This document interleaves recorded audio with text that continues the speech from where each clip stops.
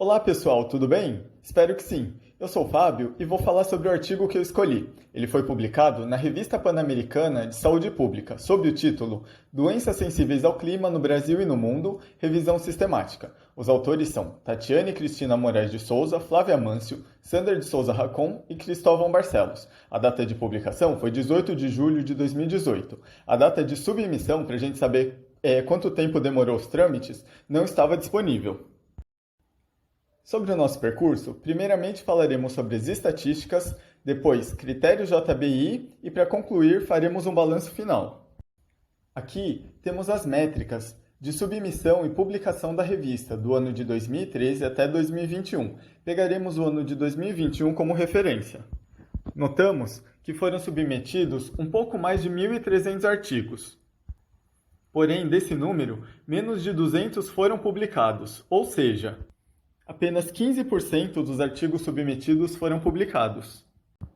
Aqui temos o fator de impacto da revista, segundo o site Web of Science, que é um banco de dados sobre as citações.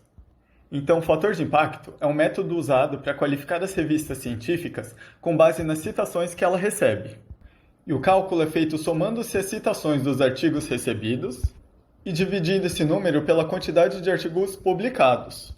Ou seja, se nos últimos 2 anos foram recebidas 200 citações e foram publicados 400 artigos, o fator de impacto seria meio.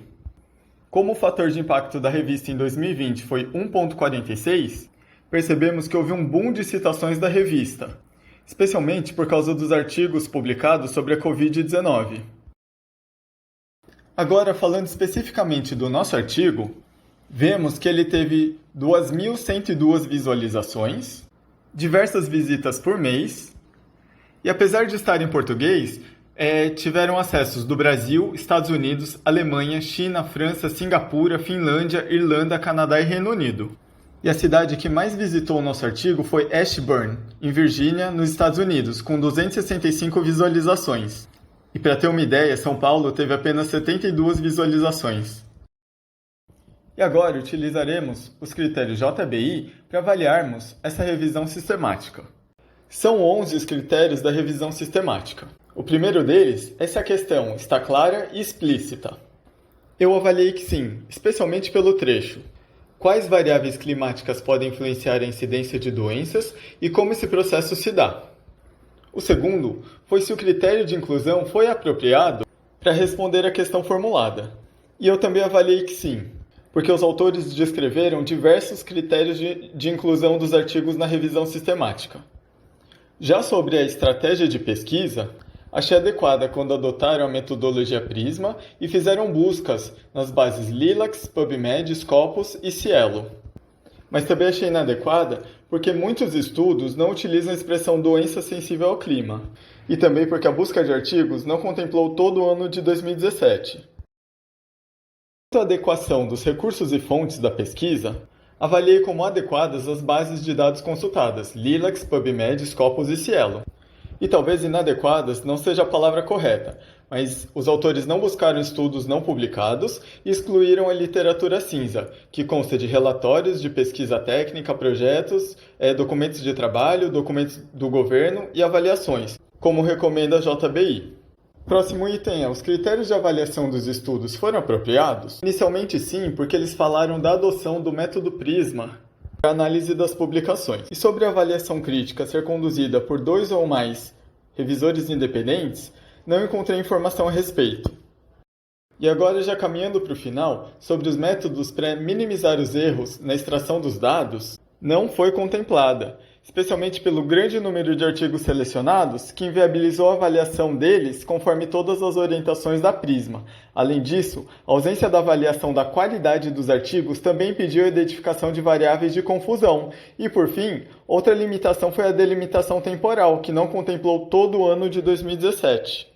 Já sobre a pertinência dos métodos utilizados para combinar os estudos, o critério foi satisfeito, especialmente pela utilização do coeficiente de clusterização e da montagem de gráficos, pelo Excel versão 2010, e para a confecção do mapa, foi utilizado o Table Public Desktop versão 9.1. Em relação aos vieses, Muitas das publicações selecionadas podem ter adotado métodos questionáveis ou de baixa qualidade. E essas falhas metodológicas dos artigos selecionados podem ter resultado na inclusão de variáveis climáticas e doenças que não estejam necessariamente associadas, enviesando essa revisão sistemática. Chegamos, por fim, aos dois últimos critérios. Em relação à recomendação das práticas e políticas serem apoiadas pelos dados, acredito que esse critério foi alcançado, especialmente pelo excerto. Apesar das limitações, os resultados obtidos por esta revisão sistemática fornecem um panorama atual do conhecimento sobre as doenças sensíveis ao clima, principais desfechos sobre a saúde e sua associação com variáveis climáticas no Brasil e no mundo. E sobre as diretrizes para novas pesquisas serem apropriadas, eu também acho que sim, por causa dessas duas passagens. Os resultados obtidos indicaram grande concentração de variáveis climáticas estudadas, sugerindo a necessidade de fomentar o registro e a disponibilidade de dados referentes a outras variáveis, além de temperatura e precipitação. E também foi verificada a necessidade de ampliar os países estudados, considerando os impactos previstos pelas mudanças climáticas, assim como a diversidade ambiental, climática e socioeconômica, que incidem de maneira diversa sobre as doenças sensíveis ao clima. Então, fazendo um balanço final, eu só li o resumo e a introdução do artigo para escolhê-lo. E fiquei muito feliz, porque é uma publicação nacional que carrega um grande potencial. Aí, durante a leitura do artigo, os materiais e métodos foram muito bem detalhados, o que pareceu uma pesquisa bem robusta, que culminou em resultados satisfatórios. O problema foi no final do artigo, quando eu cheguei na discussão, que registrou todas as incongruências e falhas nos itens anteriores. E aí eu percebi que o castelo lindo e maravilhoso era na verdade feita de cartas de baralho, ou seja, muito frágil, e desmoronou. Então, por utilizar artigos de baixa qualidade metodológica que enviesa o estudo deles, e também a incongruência temporal que excluiu o ano de 2017, gerando uma lacuna nesse estudo, eu posso estar sendo muito drástico, mas se eu fosse editor, eu não publicaria não. E é isso. Muito obrigado por terem me acompanhado até aqui. Que vocês tenham férias espetaculares, que são super merecidas. E muito obrigado pela parceria. Beijão!